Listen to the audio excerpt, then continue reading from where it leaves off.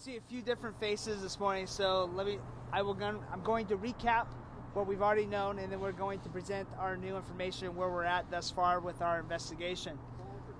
First of all, I want to introduce the people that are standing behind me. I have our PIO Robert Rodriguez from our Bakersfield office. I have Lieutenant from Bakersfield office. I have Captain Clays in charge of our investigation. I have District Attorney Cynthia Zimmer from Kern County.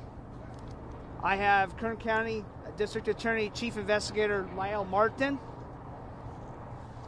I have Assistant Chief Tommy Cockcroft and Captain Scott Locher from our Bakersfield office.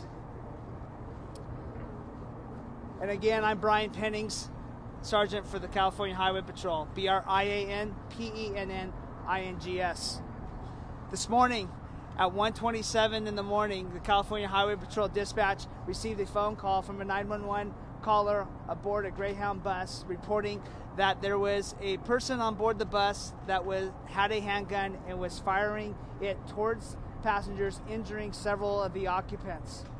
At that time, the Greyhound bus driver immediately pulled to the shoulder of the freeway, northbound Interstate 5, north of Fort Tejon.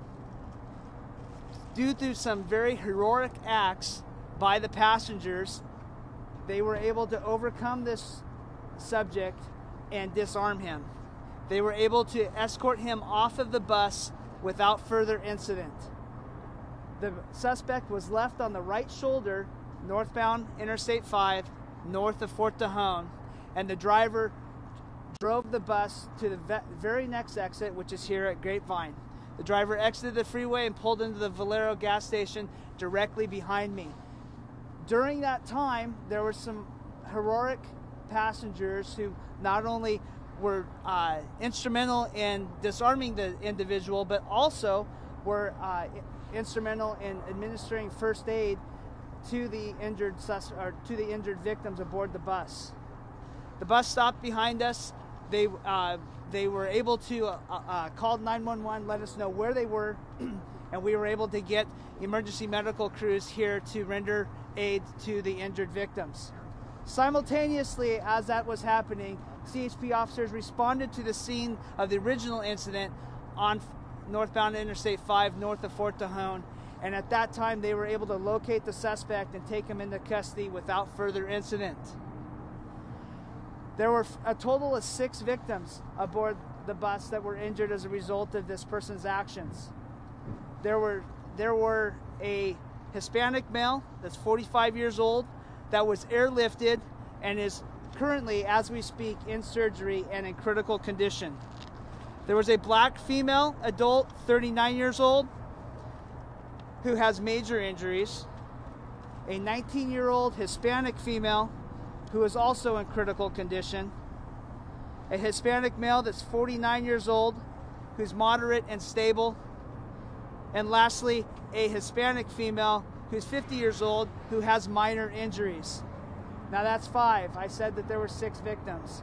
Unfortunately, I regret to inform you that one of the victims succumbed to her injuries and was pronounced here at the scene inside the bus.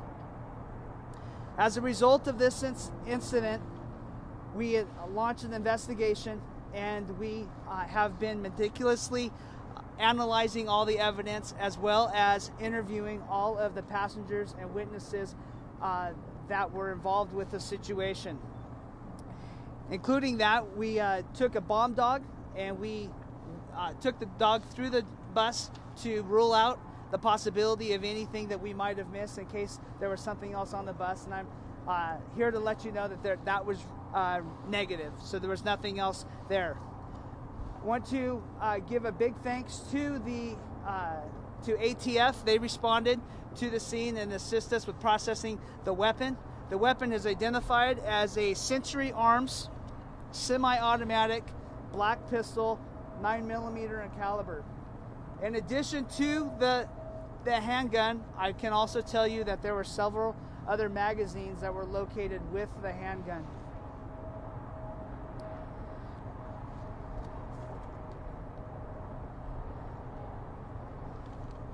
We want to give a big thanks to the Kern County District Attorney's Office for assisting us with this investigation. They also had their crisis intervention team or crisis response team respond and meet with all of the victims, the passengers behind us in the Denny's that witnessed this horrific event. We want to give a big shout out to Denny's, the manager Stephanie Patty behind us. They shut down their restaurant today to accommodate the needs of these individuals that were involved with this situation and have gone over and above in their efforts to make sure that they were warm, they were taken care of, that they were comfortable, and that they were fed. So a big thank you to Denny's for helping us out with that. In addition to that, I want to also let you know the Kern County Sheriff's Department assisted us tremendously as well. They not only initially responded and helped us with securing the scene, they assisted us with the interviews and also the evidence collection for the scene. There's a couple of other questions that you asked before that I now have the answers for. Yes, there were 2 children on board. The ages of the children were 6 and 8, but fortunately they were uninjured physically in this situation. Another question was asked regarding the video on board the Greyhound. Greyhound is working with us currently to see if that video camera was operating and possibly would capture any part of this incident. The fact whether or not it did is unknown at this time, but Greyhound is working with us to try to establish if there's further evidence with that regard. Again, I want to thank you for your patience today. I know it's been a long day. I know you all have been out here all morning and it's been cold, but thank you for your patience and us getting the information to you as quickly as we can. Can you describe the suspect? Can I describe the suspect? I can tell you it's a male. That's all I have right now, sir. We are still working. It's a good question. We're still working with the suspect. He has not been booked yet. He has not been charged yet. We're still working on the interviews, and as soon as that happens, we will let you know when he is booked and what charges he will be facing. The other passengers still at the Denny's? They've been trickling out as soon as they're free to go. As soon as we've been talking to them, some of them have family members coming. Greyhound's offered to make sure that they get to their destination and whatnot. It's on a case-by-case basis, sir. Sergeant, can you tell us, were any of the victims known to the shooter? At this time, there's no evidence to indicate that any of the victims were known to the shooter. At this time. You said that passengers took heroic actions to disarm the suspect. Could you give us any more detail on that? We're still establishing exactly the sequence of events that took place that resulted in the suspect being disarmed and eventually escorted off of the bus, but it's too early for me to tell you exactly what they were. Was there an argument leading up to the shooting? Any type of confrontation with the shooter? It's too early for me to comment on that, sir. You may have mentioned before, but motive? I can tell you at this time there's no evidence to indicate that there was terrorism involved or anything like that. We are still trying to establish a motive.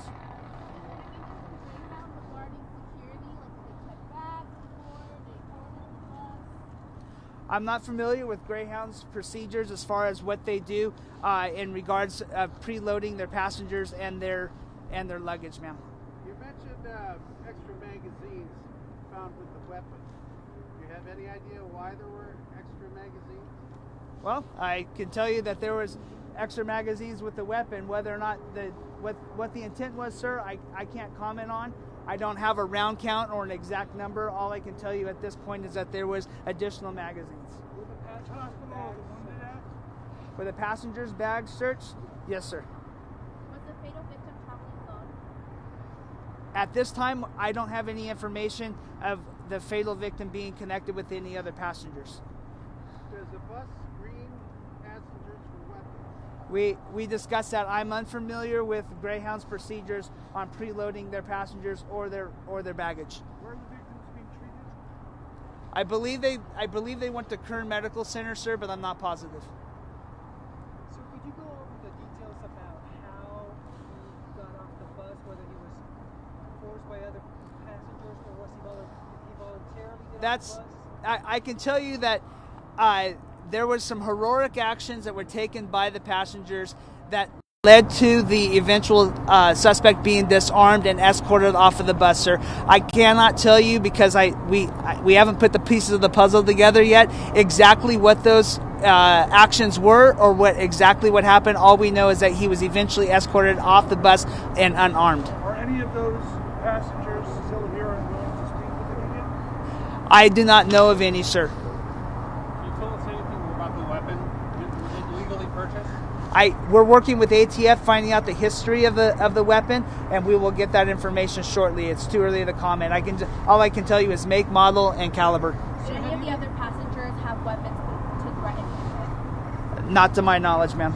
Sir, have you been able to find any videos that the passengers might have taken inside a bus while this was going on at all? Or have you seen that evidence? At this point, there's nothing's been presented to me that would indicate that, but it's possible. That's why we're interviewing each and every passenger, sir. Did you get clarification on where the bus originated? The passengers are free to go once we're done questioning them.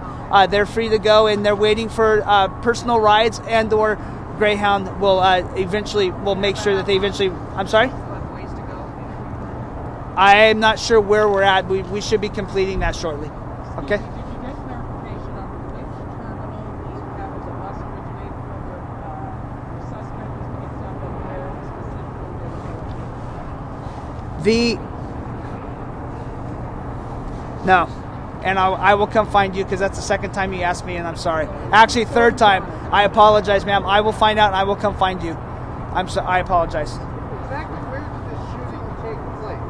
It took place northbound Interstate 5, north of Fort Tejon. I'm not sure exactly what the milepost marker was, but that was the approximate location inside the bus. There was no evidence of any of the rounds penetrating the bus or going outside the bus. All the rounds were contained within the bus. Sir, would it be accurate to say that it is very likely that the suspect premeditated this attack inside the bus? I cannot comment on that, sir. I can't tell you. We have not interviewed the suspect yet. I can't tell you anything about the suspect because we're not there yet. All I can comment is about what we're at right now. Would you say though that this is a premeditated attack? No. From the testimonies that you take from the passengers, is there any information of a dispute or these men just randomly start shooting? There's some passengers that say various things, sir, and right now I can't comment on what his intentions were and what the actions were. It sounds like he might have waited for the passengers to fall asleep to start shooting at them. Sir, I can't comment on that. I don't know what he was thinking. Anything else? One more time, can you say the name of the handgun that was used? It is a 9mm Century Arms semi-automatic handgun. Say that again. That's a good question. I don't know. Sorry. Any other questions? Again, folks, I thank you very much for your patience, and I thank you for everything that you've done to help us get the story out. Okay.